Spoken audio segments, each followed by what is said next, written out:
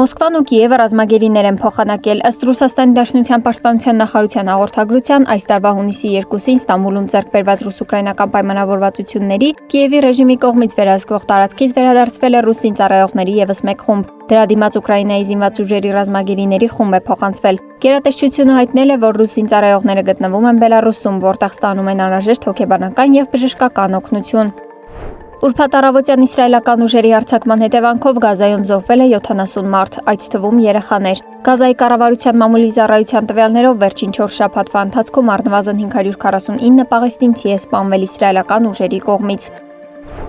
Հինգշաբթի երեկոյան Բաքվում Ջաֆար Ջաբարլիի Ադրբեջան ֆիլմ կինոստուդիայի տարածքում պայթյուն է որոտացել, այնուհետև հրդեհ է բռնկվել, տուժածներ չկան։ Նախնական տվյալներով պայթյունի պատճառ է դարձել նկարանումների համար նախատեսված հրագործական արտադրանքը։